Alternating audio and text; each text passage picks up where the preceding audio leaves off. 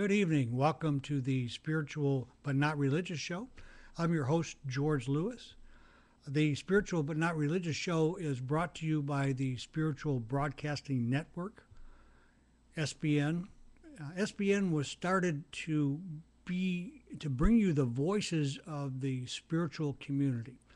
Right as of this point, we haven't had any real central source. We got all over the place as far as the spiritual community is concerned, especially if you're spiritual but not religious. There just isn't any real gathering place for us. As a matter of fact, spiritual but not religious, we don't go to church. We have a higher power. We believe in a God of some sort, in various ways, and we're working at becoming the voice for that community. I have I have two good guests next week, two great guests. I've got Becky Clark. Becky Clark lives in London, or just not London, I'm sorry. She lives in the UK. And Becky is a young woman. I believe she just turned 18. She's going to be an author, going to be a writer, and she suffers from albinism. And the amount of prejudice and difficulties that causes for her, people making fun of her and so forth. So we're going to have her on for a few minutes to talk with her about albinism, how we might be able to make people aware of the difficulties with albinism. And after that, we've got an excellent guest going to talk with us about whether or not you're possessed. Wayne Brewer wrote a great little book here, and it's very, very interesting. I know the title of it kind of like tends to put you off a little bit, but it's super interesting, and there's a lot more to this than what meets the eye. My guest tonight is a really super lady who has really tackled one of the more difficult areas in our lives. She's a therapist. She has a PhD. Linda Savage. She has written a book called Reclaiming Goddess Sexuality: The Power of the Feminine Way. And I'll tell you what, in reading her book, I use a highlighter, and every page almost I've highlighted something that's really, really powerful for future use and for this evening. I guess, Tom, if we got Linda on the line? Got her on the phone, but we've lost her. We lost the video? That's unfortunate. Unfortunately, Linda's had some technical problems, and let me bring Linda on. Hi, Linda, have we got you? Not sure because I don't see you anymore. No. Oh, you don't see me? Okay. Well, what you do is, do you know how to refresh your browser? Do you want me to just refresh the one that's on this? Actually, I'll tell you what. The truth of the matter, Linda, you would be better off if you don't see me because there's a lag. Okay. And if you're watching, it's going to be a problem. I want to get your volume up a little bit more here. As long as you can see me and that's good, then I don't mind. Well, unfortunately, your modem must have kicked out because your video is not there. All we have is audio, and at this point in the show, we really can't get you back on. So I'm really sorry about that. I was looking forward to being able to see you face to face myself. Yeah. I've really been looking forward to this, Linda. I have devoured your book. I want to tell our audience a bit about the way the book is written. Linda's a PhD, and so she has the capacity to write to intellectuals. And sometimes a book that's written to intellectuals can be very, very difficult to read. But she chose what I know is the hard way for authors, and that's to really bring it down to where it's really readable by everybody out there. And she's done a great job with it. It's a super read. What I hope to do tonight with Linda is make you aware of how valuable what she's written here is, how it can help you, and how it can make your life better. I can't even begin to tell you how much you should go over and purchase this book. And we're not trying to sell books tonight, I guarantee you. But and you can get it on Barnes& and Noble, Amazon.com, the standard places. It's Reclaiming Goddess Sexuality. Linda also does work, one-on-one kinds of work, and we'll get her phone number and her web page address up. Tom will put it up in the chat room, and we'll have Linda talk about it. So, Linda, I guess we have the introduction out of the way. Be, Before I begin, I am, so impressed with what you've done here. What I would really like to be able to do, and I need your help with this, and that is, I'd like to do a follow-up show on this with a male counterpart to what you've written there. Is there any such a thing out there? Anybody that you know of? It's written about spiritual sex, you mean? Yeah, well, that really complements your work, so that we can speak to the males on the next show. Well, I have a couple of ideas. Yeah, great. Yeah. Okay, you and I'll talk about those later. Yeah. So let's give the audience an idea of who you are, so that and where you come from, so they can really understand the value of your work. One of the things that I observed pretty quickly was the fact that you're talking from your experience. You've actually done the work. You work with people in this area on a regular basis, and that's impressive and really essential for any kind of recovery from in the sexual area. So let's give us a brief idea of where you come from, how you got into this, and then we'll take it from there. Well, I come from a upper middle class Boston family, so highly educated, all that good stuff. Uh-huh. And began to get interested in spiritual seeking in the 70s. Right. And that's what I write about in the book. The thing that began my journey into looking into spiritual sexuality was actually a dream that I had at the community of Findhorn on the summer solstice. Okay, well, I was going to ask you to tell that story anyhow early on. I know you're kind of late in the book when you bring your story in, but I think it really sets the stage for tonight's show. Maybe you can just give us in real detail what happened for you with that dream. Yeah, I'll try to kind of make it simple. Okay.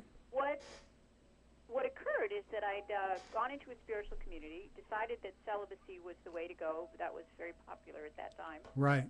And then was traveling to Findhorn, which is still a mecca for a lot of spiritual seekers. Absolutely. And on the summer solstice, I had a dream which was really more like a waking dream. Uh-huh.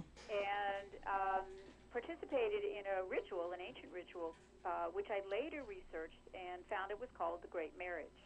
Uh-huh. Marriage not referring to forever and after, you're still together, but To death do us part, right. Of a very high nature. Uh-huh. And it left me profoundly moved to where several days later I was still feeling the energy. And I went back to the community, eventually went back to school to get a PhD, and didn't know I was going to specialize in this area, but was more or less led into specializing in sex therapy from the very beginning. Right. So once I got licensed as a psychologist and all that good stuff, I worked with couples. Primarily, I work with individuals as well. And more and more, I became fascinated by how do we make something work long term. Right. Because sex is great. Everybody's having a good old time. Well, not everybody, but many people. But nobody knows how to connect to a partner after the early bells and whistles stage. Absolutely. Yeah, and so I was always interested in how can we help men and women actually have a connection that isn't just about what I call the tingly genital thing. Right. And so I began to want to write about a way that works for women, because more than anything, I saw that women were getting sort of frustrated and bored, and it just wasn't working for them. I mean, the whole 70s was about positions and let's teach everybody how to have an orgasm, and it really wasn't working. Right. So when I began to research, I was looking into these cultures that pre-exist the structures that we've had in place for roughly around 4,000 years, roughly that. But they're called patriarchal because they were cultures where men were at the top of the heap and women were fairly at the bottom. Right. So as I began to do the research, information just sort of came and came and came around how sexuality was dealt with and how women were dealt with in these cultures that didn't see women as second-class citizens. And the fact is, sexuality was very connected to spirituality. It wasn't ever seen as separate from it. And that women were considered highly sexual beings, and their power of giving birth was honored. And, there was a lot of devotion to the feminine. Right. So that's what inspired me to write. And since then, I have been encouraging, empowering women. I do Awaken Your Inner Goddess seminars. We just do a lot of things to help women reconnect to their divinity, because that's what got cut out of the picture. Okay, when you talk about getting reconnected to their divinity, as I understand it, as part of it, a big part of it in your book, what we do here is we change the viewpoint, but also in doing this, you change the desire and bring desire back for the sexual act. Am I right? Well, it's a little more complicated. What I'm doing is giving women a reason to want to reconnect with their own sexual energy. Exactly, right. The women are bored with, intercourse-based sex. Well, that's my point. In other words, to bring that desire back, to have some kind of a sex life that's better. One thing for sure, if all we got to do is look out there to what's going on, and we have 50% attrition in marriages, today, something isn't working. A lot of things aren't working. No, my whole life I've watched it fall apart, not only in the outer world with my friends and family and people and relatives, but in my own life. Yes. Yeah, it just hasn't. Something needs to change. Yes, for me as well. I mean, I certainly have a lot of personal experience finding things that did not work. Right, exactly. Blind alleys are learning what doesn't work, and now it's time to learn what does work. Right. But I was always motivated to find a way to make it work. The women that I wrote this book for are the ones that'll say, I don't care if I ever have sex again. They're so shut down and turned off, and to me it's a tragedy. Oh, it's a real tragedy. Yeah. They lose a real vital energy. Their life force. Exactly. Well, you make a statement in your book that says that sexual energy is the most powerful transformer available in our bodies. Right. That's a huge That's statement. in my Huffington Post. Right. Exactly. That's where. Yeah, okay. It's a transformer of energy. We're basically bringing in and accessing very high states of. I don't even know what to call it. I don't know if we have a name for it. Well, I first encountered this back I was like 26 years old. Wow. And I read a book, believe it or not, called Think and Grow Rich by Napoleon Hill, right? Uh-huh. Well, that book talked about taking the sexual energy, and I had plenty of it in those days, and transmuting it into whatever you were doing. And so I know that there's real transformation available through that energy in my own personal experience. Right. And it can be used for healing. It's used to rejuvenate your own body. But here's the key. When we say these things, people tend to picture a specific act. Sex is something you do with somebody else, and usually it's a very limited thing that you do. Yes. But when we talk about transforming in our bodies, our healing, making it powerful for us as human beings, it doesn't have to be partnered sex. Right. It doesn't even have to be the kind of thing we think of when we use that word. That's how limiting it's been in the Western culture. Absolutely. It's energy that we can move in our body, and we don't even have to do any kind of self-stimulation for this energy. I mean, you have to practice some pretty high, it's not meditation, it's really working with your body, but it's still possible to have all kinds of orgasmic energy without anything that we would recognize in the West as called sex. And the real key is to bring your will into this, in your intent. Yes, absolutely. And for me, it's about looking at this whole wonderful room of treasures that are available so you can have partnered sex when it is connected and it's not being done just to get to sleep or, just to get off, which is where our culture goes with it. So you can have that. You can also have your own spiritual experience with self-stimulation. You can also use the energy, run the energy, as you work with people, as you do, and again, it's not this perverted idea that people have. It's not genital sex. It's really this energy that goes through your body. Right. Yeah. So tell me, in order to learn how to access that, does that require therapy? Is there, do you have some kind of a CD, something that, some way that people can do this on their own? Absolutely, people. I mean, there's plenty of books written about spiritual sex. Some of them are, in my opinion, way too detailed and too arduous to even get through. Right. I do have a CD. I made it specifically for. It's actually meant for women, but the exercise that's the sort of middle of there's 3 guided meditations, and the middle one is instructions with certain physical movements, breathing, and visualization that actually allows you to access that energy. Okay. And And that's available on your website? yeah, it's available on my website and also Amazon.com. It's Okay. called Maiden, Mother, Wise Woman, Reclaiming Our Sexuality. Okay. And David Data, who's also writes about spirituality and sexuality, has exercises as well in his book. So And what's that name again? his name is David Data. It's spelled DEIDA. Okay. Yeah. All right, great. So if you're out there and you're thinking about giving this a try, you want to find out about that energy, there's a couple of sources that will help you.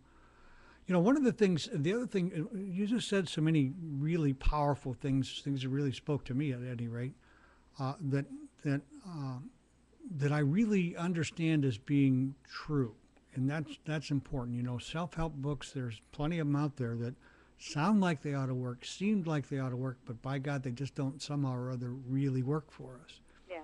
One of the things you said is that every loving relationship is an invitation to transform. And it's our task and our joy to accept the mystery and surrender to that experience. What do you mean by that? Wow. Well, almost every word there definitely needs Yeah, a there's certain level of understanding. Surrender, for example. Let's just take that one. Okay. It's an experience that you have when you go to sleep. That's a form of surrender. But this kind of surrender has to do with allowing yourself not to have a script, not to be in control, not to have in your head a performance you want to, you're not doing this for anybody else, but you're literally allowing yourself to go deep into an experience. So that's one of the meanings of the several words in there. Right. And then the other is that relationship is in itself a mystery. Oh, I mean, for we sure. have lots and lots of good information and techniques, and I teach them with couples all the time. But ultimately, there's a kind of mystery that we have to let go and allow. It's like the law of attraction. The allowing some things to come to you. Right. Same with relationships. Now, that doesn't mean that you don't work with it, you don't do communication, and you don't do all. But ultimately, there's a kind of accepting that this is a journey, really, and then get fascinated by that. One of the things that I see as a block for what I think is a good many people is because of the boredom. Oftentimes, we'll go into a sexual fantasy and not even be with the partner. And all of these things, it seems to me, can't work unless we're in the moment and with the person that we're with. Being fully present. Well, here's the deal. I mean, to me, in a long-term relationship, sometimes you can just have a fun sexual experience, and if you want to use fantasy, as long as your partner's aware that that's happening and it's not a big issue between the two of you, Right. that's fine. I mean, let's face it, sometimes we're busy, we don't have the time to create sacred space and get connected and do all the things that really make for a much more transformational experience. Right. So if you're looking at having the time and wanting to really move into a sort of timelessness where you can create this, then you have to do some things to make it possible. Right. And one of them is to bring yourself into the present. It means letting go of not only your stuff, but the issues in the relationship. It's really shedding all of that and creating the atmosphere, sort of creating the magic circle.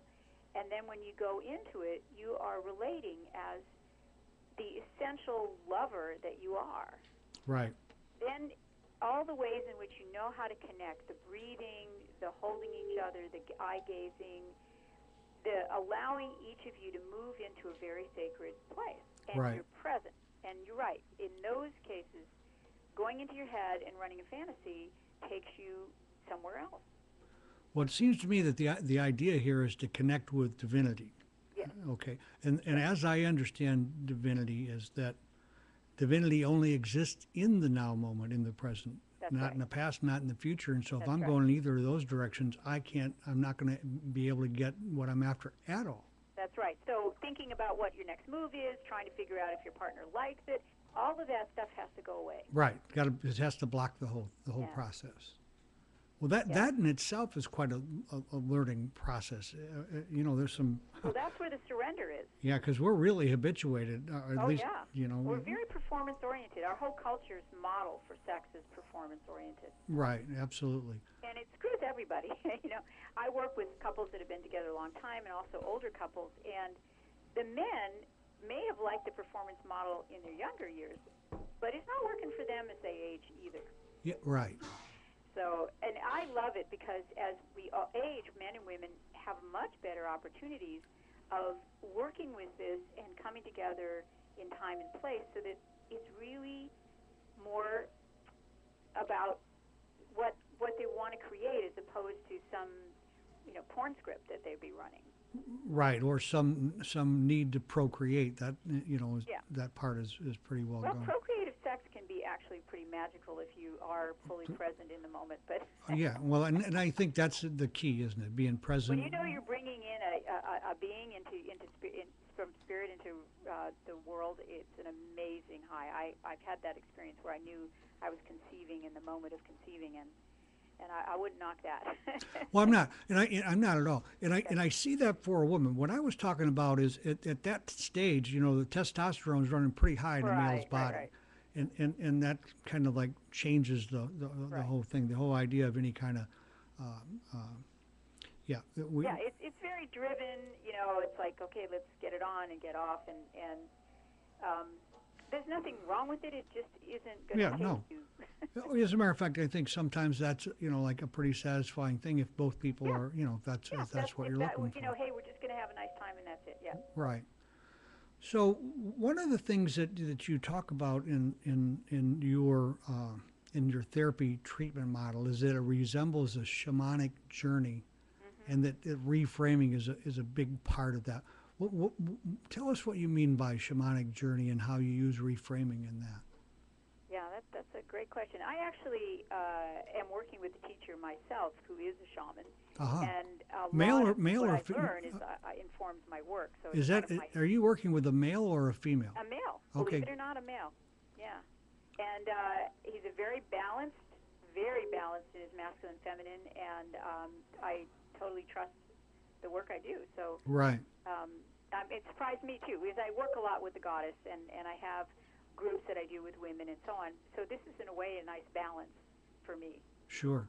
But shamanic journey, I'm not going to do a great job in describing it because Just do the best you can. And, it's really what I said, and it's transformational experiences where you go into deep dimensional place. You're both fully present and you're also on many dimensions, and you have experiences. Things come and go. You sort of let them go, but it's like a journey. But it's your own experiences that are coming, and you're allowing yourself to recognize, whether it's past issues or a new awareness of the universe or whatever it is. You're basically allowing yourself to have experiences, surrendering to the feminine, which is the unconscious.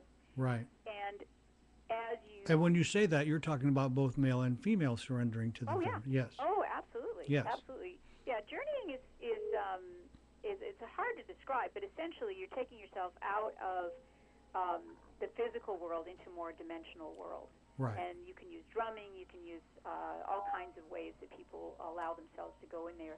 But what happens when you consciously choose it, and then when you're through the journey, you integrate it into your life. To me, relationships really are an ultimate journey, because things will happen, and you work with them, and you come from your highest self, and you keep working. Right. And it does take work, doesn't it? Yeah, it It does. takes But desire. people groan when I say that, and you can make it hard by resisting, Right. or you can just go in with telling the truth, getting present, being able to say what's going on right now inside of you. Being fully present to that.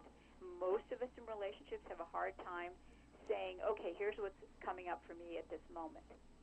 We want to point the finger or tell the other person what we think of them rather than reveal more about ourselves. Well, and I think that's where the whole idea of work comes in, Yes. because it's not really work. It's about what you talked about earlier, and that's about reframing this whole Yeah. thing. It's personal self-disclosure. Right. And the only thing about reframing, this is one of the things I teach a lot in communication skills, is if you are saying it from a critical voice, Right. This doesn't work for me because you do blah, blah. It's not going to come across in any way that's going to be useful to either person because the other person will get defensive. And that goes for everything in a relationship. Yeah, absolutely. I'm Yeah. a firm believer in teaching communication skills, and all of them have to do with how to minimize the defensiveness of the person you want to communicate with. Well, certainly the sexual encounter is about communication. Absolutely. Yeah, totally Absolutely. about communication. It's about being fully present and able to move with or say what needs to be said in the moment. Right. And that's not easy to do. It's easy when we get together in the beginning because we're on a kind of brain high, literally. We've got dopamine, norepinephrine firing in our brain.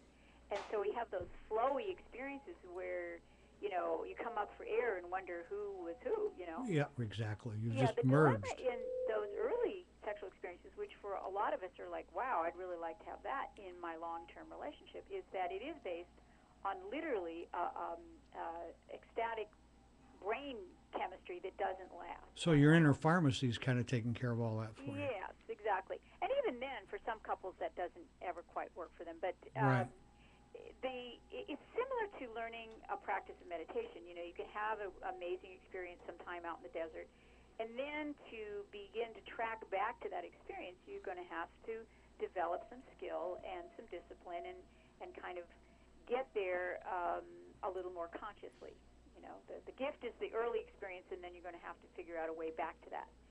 And that's what I teach. I teach a lot about how do you move into a space where you can, with yourself fully present now, not that you're kind of imagining this person, because when we meet somebody, we project their ideal. Right. Once we've been with somebody a long time, we know all their flaws, and that's where the work is shedding that at the times that you want to move into sacred space and have a spiritual sex experience. Well, not only do we know their flaws, but so often that couples are bound in that power struggle. Yeah. And Yeah. Well, that's a lot of the work I do when I'm working with couples. That one is a fairly lower chakra issue, and right. what I teach is, I work with each of the chakras as far as the psychological significance. And when couples can learn how to move from the heart level, which isn't the ultimate. I mean, the ultimate is, you're in the crown or the third eye. But right. once they learn how to shift into that, then they can begin the practice. So it sounds to me. Let me ask you this question: the people who come to you, is it normally the woman who comes to you first? It's all different. So there's no real lack of sex will compel men to want to get into sex therapy. I'm a psychologist, by the way, and a marriage and family therapist. So people right. come to me for a lot of different things, but I'm known for the specialty. But they will look me up, and I'm all over the internet, so they'll find, okay, she's a sex therapist. And so often men are very motivated. I'll bet, yeah. The classic lack of desire issue. But I also see the reverse, where the man has lost his desire and the woman is really upset with it. Right. So it's really, women tend to utilize therapy more as a rule. But when you're working with this modality, I see both men and women motivated. Not only do women tend to seek therapy more readily than men, but I've observed that as far as spirituality is concerned, women are certainly there first and in larger numbers. Yes. When I talk about spiritual sex in audiences, women will say, where are the men Right. who want Exactly. to do this? Where are the guys that want to do this? And I thank goodness there is a good community. I see some beautiful men out here in California anyway, who Right. are into spiritual seeking, and once they can detach a little bit from, it's very impressive. Men get aroused very quickly. They have 10 times more testosterone. So their genitals tend to take all their attention. Right. And to teach them, and Tantra and some of the other spiritual sex traditions do this, to move away from that and actually move the energy through your body. You were talking about will earlier. You have to utilize some will, because otherwise Absolutely. you're just back at, let's just get tingly, and that's going to be the thing we do. Intent and in some place, some. Do you set some kind of a? Gosh, I don't want to use the word goal, but some kind of a place, a state that you're trying to reach, Hmm. and, We're not trying to. or that we're looking for. Well, okay. There's two kinds. What I would call the true spiritual sex experiences. There's two levels. One is the third eye level, which is very easy. Not easy. Once you've taught yourself to be able to go to the heart, you can move into that level and actually practice what people call sex magic. I call Okay. it transformational sex. And Right. I gave a couple of simple exercises in the Huffington Post most Yes. recent blog. And just to make it simple, you can actually imagine this field, that's an energetic field, a magnetic field that you create, and particularly when you're making love and you're really being connected and conscious, you can breathe that in and sort of imagine it rejuvenating you, and in fact, it will have that effect. So that's one magical. The other, which has been practiced forever, I think, is at the moment of orgasm, bringing in an image of something you desire, something you want, Absolutely. and sending it out into the universe. So the third eye level is something that I think can be developed and practiced. The full-on transcendental experiences where we lose our sense of any physicality and we kind of merge with the universe, or Right. all those I saw God kind of experiences. Um, those, I think we can't go into saying, okay, tonight I'm going to have this transcendent experience. Right. They're kind of gifts. You're more likely to have them when you understand how to work with your body, how to connect, how to practice with a partner, and so it's more likely.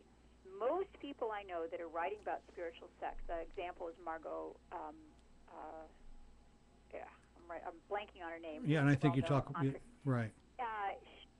They have had these experiences sometimes early in their life, and they're like, wow, what was that?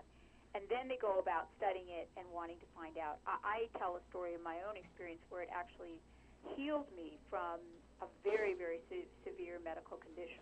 Really. Yeah. I think that was part of your story, Yeah, wasn't it? that's the one that's later Exactly. I tell that story, because I don't want to make people really weirded out in the very beginning.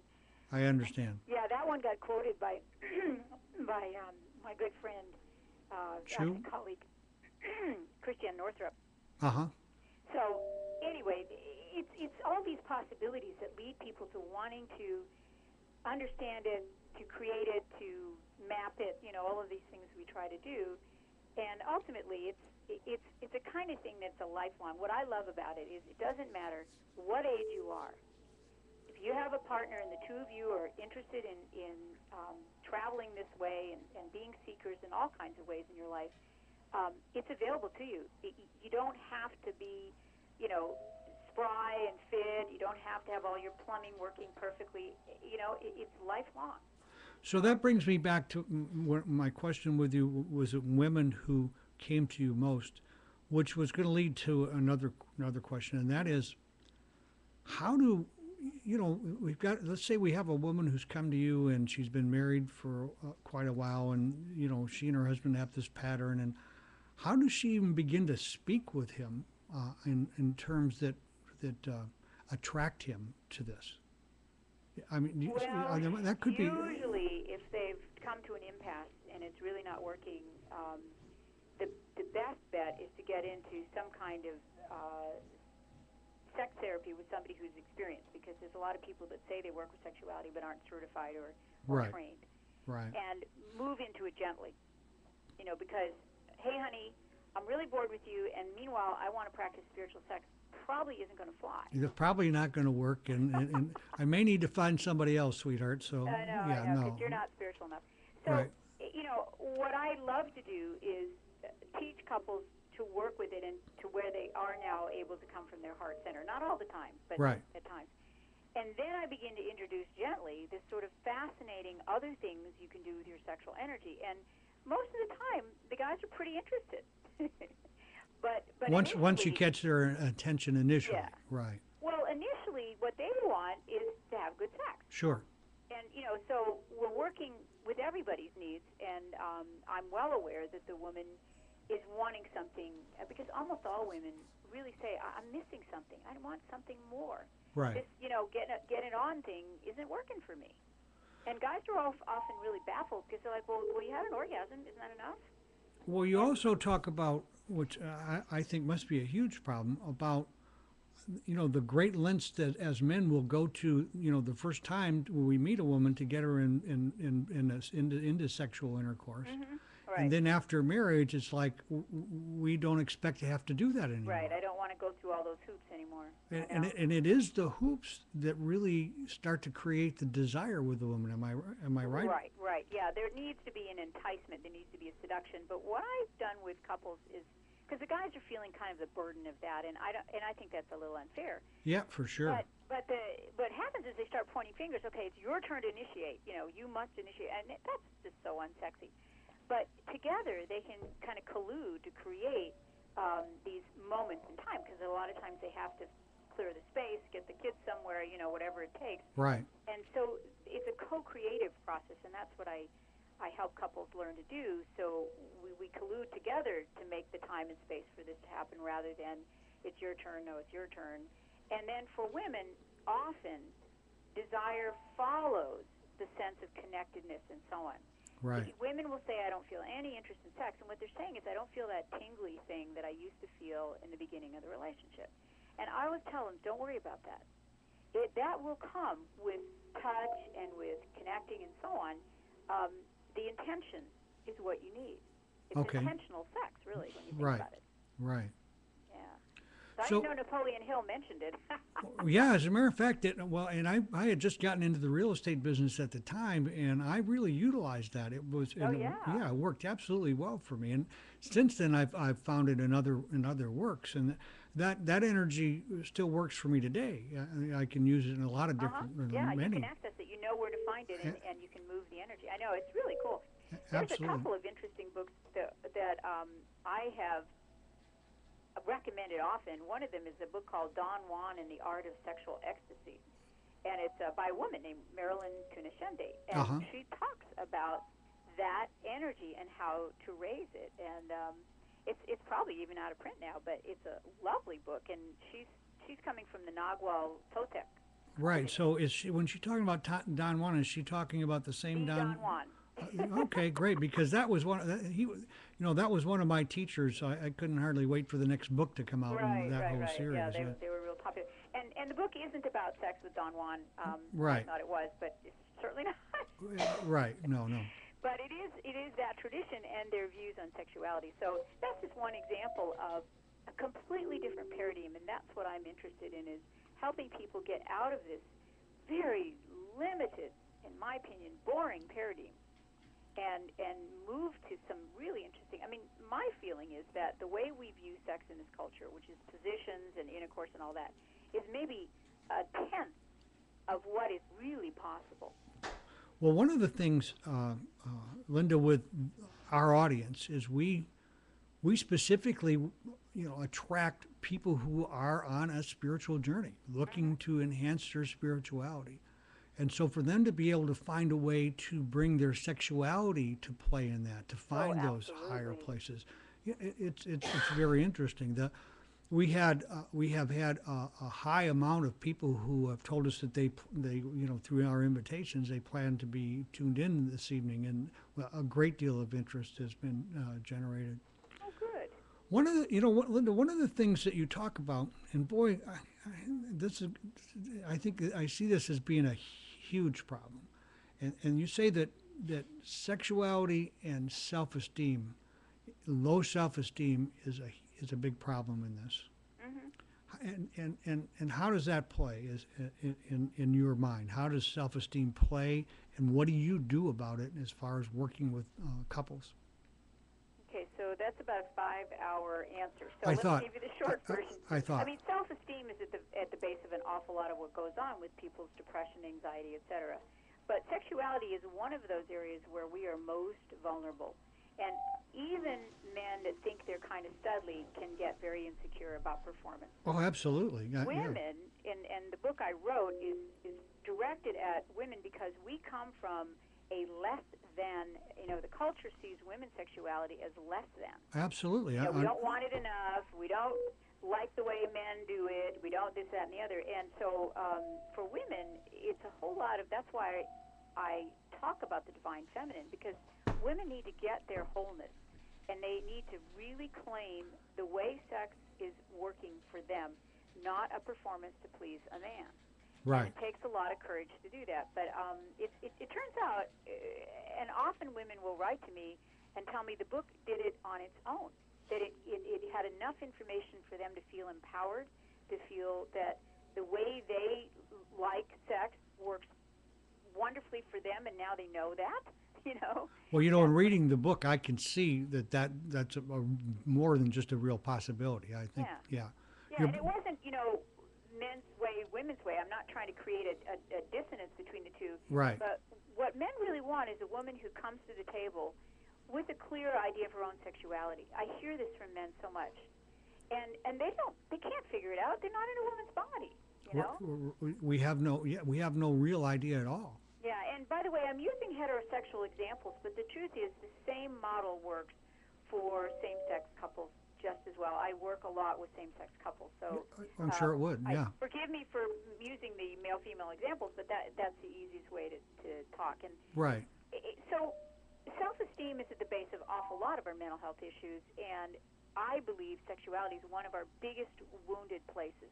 And this culture, particularly in America, is hugely wounded because of Puritan values, because unfortunately it's been made into this precious gem that women should never do, and then suddenly get turned on, now you're married. And I see so many cases of women that felt terrible about any sexual exploration as in their maiden years, got married, and now they're supposed to enjoy it, and they just can't get there. And so this whole lie about you save sex for marriage, and all of it is just so based on a premise about purity and about, it makes me sad. It just really makes me sad. Well, you see, this, if from my viewpoint, this when you talk about self-esteem and how it affects sexuality, for my experience and what I understand is that at the root of every addict, alcoholic problem lies this low self-esteem. Yes, but it's such a generic term that, you need to walk a mile in somebody's shoes before it is specific enough to make sense. It's a very big catch-all word. Well, I totally agree. Yeah. But in the process of which leads me to believe that this problem runs a lot deeper than just our sexuality with the self-esteem part of it. Yes, I mean, we're holistic beings, so let's face it, everything is all interconnected. Absolutely. As a matter of fact, you say that this low self-esteem is the core of depression. Oh, absolutely. Right.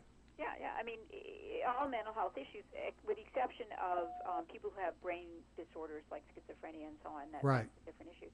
You mentioned that there's a lot of seekers that are tuned in to the show, and one of the things that was true in the 70s and why I chose celibacy is that the idea that you should go off and meditate on a mountain was still very strong in terms of what's spiritual, and this split between our spirituality and our baser instincts that's been going on for actually since Augustine's time, but Absolutely. the idea that sexuality and spirituality were never separated.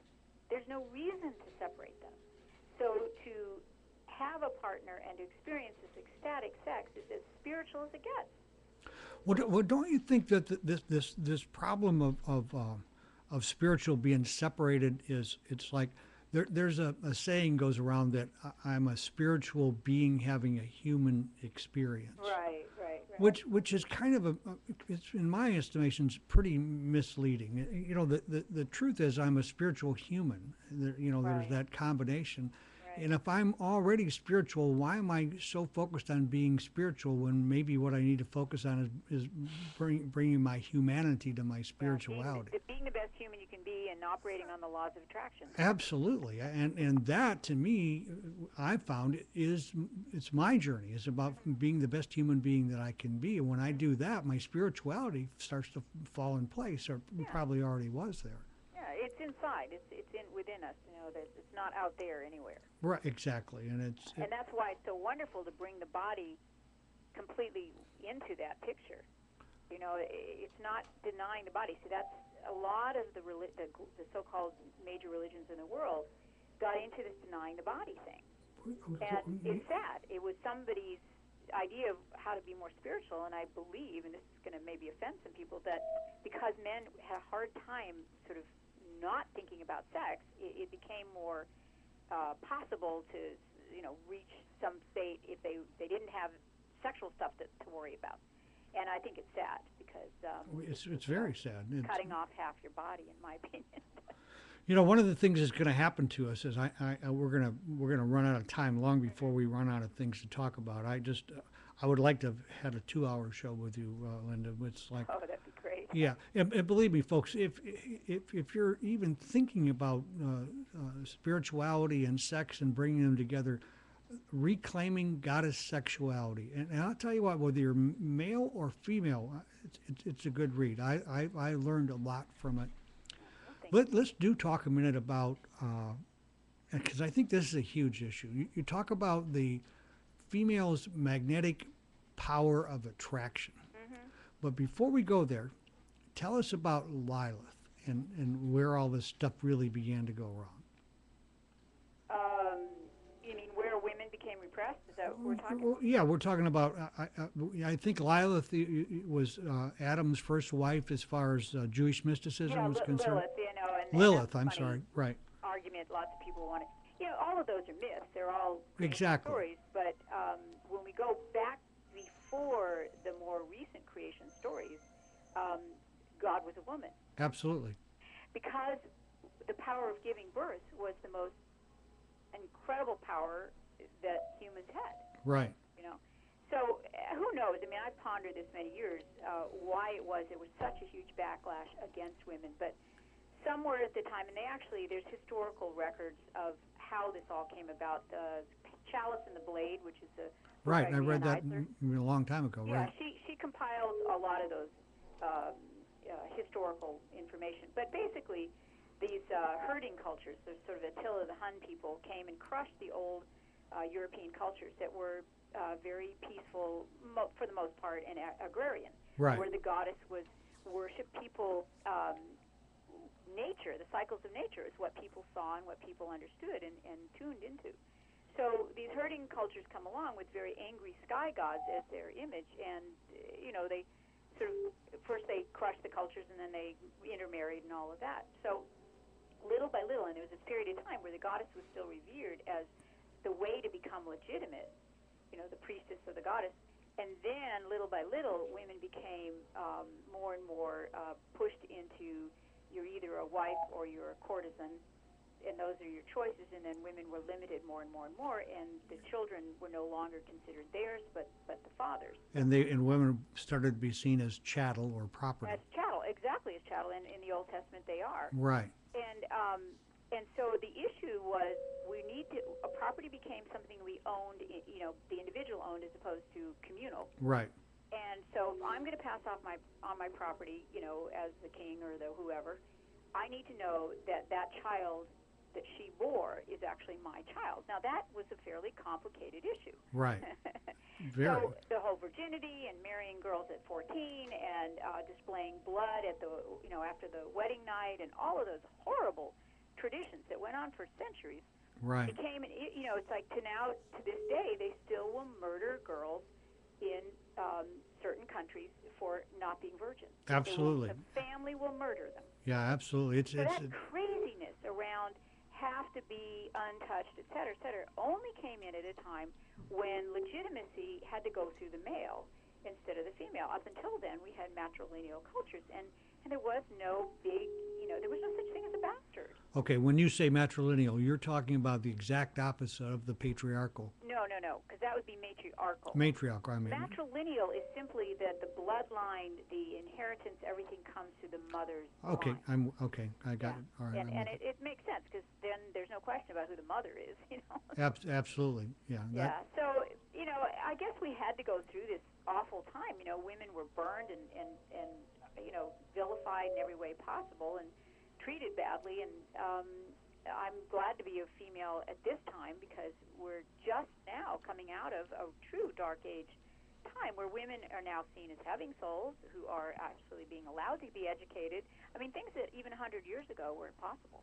Well, for some of the damage that happened in the 60s because of drugs, many other really good things came, That's right. Came out of that. That's right. So that brings us to this idea of the magnetic power of attraction with females.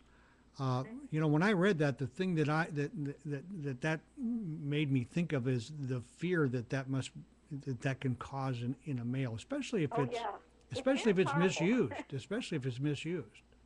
Yeah, and so all of these crazy things that happen with men who were toppled from, high places because they couldn't resist, some girl in their office. The thing is, it doesn't have to be dangerous. It was seen as dangerous because sex and who your heir was became such a big issue. Right. But cultures like the Polynesian cultures that allowed, teens of a certain age to explore and enjoy, the dynamic energy of the male and the magnetic energy of the female was honored and celebrated, and it wasn't, nobody was taking anybody for a ride. But when the whole issue of celibacy and, save yourself till marriage and all of that came so big, the idea that that men feel so compelled, there's countless stories of men whose lives were ruined because they couldn't, hold themselves back from, and therefore did things, including rape. Still happening today. Today, yeah. Absolutely. I believe that at the heart of it, men are incredibly spiritual, beautiful beings, and that the culture has, and I'm talking about several thousand years, has made the icon of the superhero. Yes, absolutely. The male who's cut off from his emotions, he can go kill everybody, and he can go off and this and that, and then he rapes, when he wins the war, and all of that is a hyper image that I don't believe is the true male. The male with the broad shoulders that can deal with everything and the great protector, yes. And could care less about anything and, kills and all that. Right. So, I think both men and women have been, kind of ruined by a lot of these ideas, and we're coming into a time where the idea of a co-equal partnership, a true partnership, which to me is where the magic is. I'm absolutely sure that that's the case. Yeah, and that's emerging just in our time, and I feel like I'm on the leading edge, along with other people in my field are also marriage and family people, because as we work for that, and all the things we're teaching, communication skills and so on, are a way of making things equal, not same, because men and women need to be very different. I mean, that's the fun part, but you cannot demean the other half of your relationship without demeaning yourself. Absolutely, there's no way possible. Yeah. I'll tell you what, we're gonna start running out of time here. We got about 7 or 8 minutes left. Okay. Excuse me. And what I would like to get into half a dozen things, but one, let's talk about intuition and the role that when we talk about intuition, and your point in here was so poignant and so well taken. One of the things I've observed is that if you look at intuition in women who are, you'll find women are there. Talk about intuition. Particularly older women. Yes, yeah, exactly. Yeah. And males are starting to, like in the last 20 years, have we've started to understand that we too have intuition. It's available to us, but you point out a really specific reason why a woman is more inclined to learn about her intuitive nature, whereas men don't have that same ability. And that is that I believe you say that women's naturally aware of what's going on in their body. Right, body wisdom. Absolutely. So they go within, and going within is sort of a metaphor for a lot of things. You know, from the very earliest time when a woman gets her first period, she needs to be aware of what's happening. Men tend to be very external. They're looking for out there. And so things like vision quests that the Native Americans did, you know, they had to put men on mountains and leave them without water and food and all that, Right. because it had to scare them into their feminine. With, That's really why they did all that. without even realizing that they were being scared into their feminine. Yeah, well, they probably didn't have that language, but Right. we all have masculine and feminine, and one of the feminine aspects is intuition, awareness, and the surrender. You know that I use that word a lot. So women do healing quests, and they don't starve themselves and they don't scare themselves, but they give themselves the time to drop into their intuition. But for men, it takes a little more effort. But it all has to do with trusting the aspect of the self that is the feminine.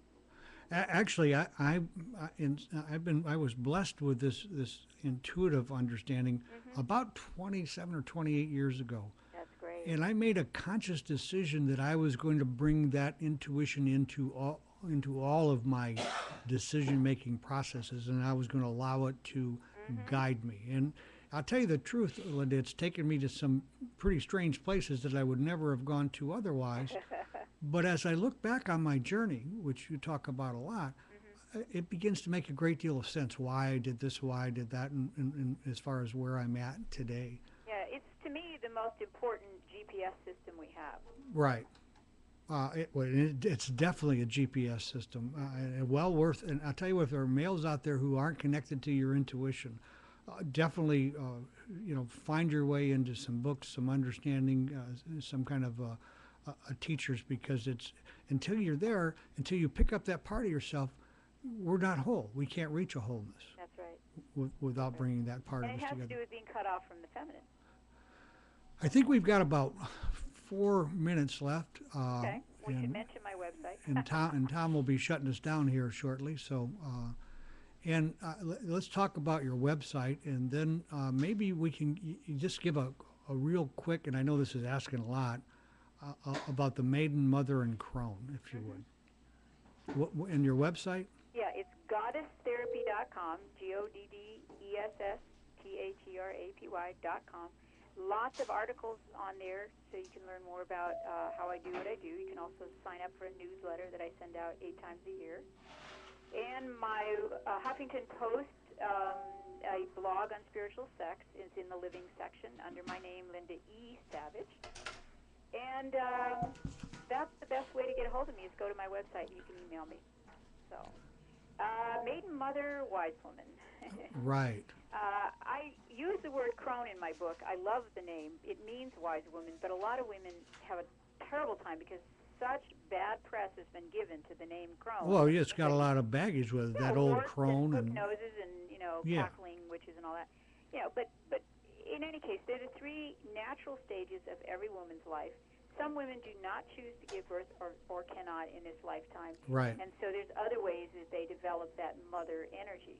But maiden refers to from the first period till you either give birth or you shift into something that allows you to be mothering in some way. Right. And it doesn't refer to having a hymen. Never should have. That whole hymen frenzy is crazy. Pretty amazing that ever come in. Yeah. I mean, and that we would kill somebody for not having one is unconscionable. But Yeah. anyway, and then the wise woman is a very long, protracted transitional time. You have the transition into motherhood. You have 9 months. And then you have this initiation experience called childbirth, which is a very powerful spiritual experience. Absolutely. And then you have what we call perimenopause now, which could be up to 10 years of a lot of changes in the body. And if women use their wisdom, their inner body wisdom, and find the herbs, find the ways, find what's right for them, all of that learning then leads them to be amazingly more intuitive and, in fact, psychic. A lot of women's psychic abilities develop at postmenopause. Part of it is based on the elevated FSH, hormone, but we won't go into that. But because we actually smell, we have a sharper sense of smell, a sharper sense of hearing, all of that gets more. So the reason that women were always traditionally wise women is because they actually had more powers to pick up and to sense things. at that particular time. Right. You know what? We are We're out totally, of time. totally out of time. I'm going to have to let you go. I'm going to look at having you back at some point in the future, and I definitely would like to talk with you about a male counterpart. But listen, Sure. thank you for taking an hour out of your evening and And I sharing with apologize us. for my modem not working.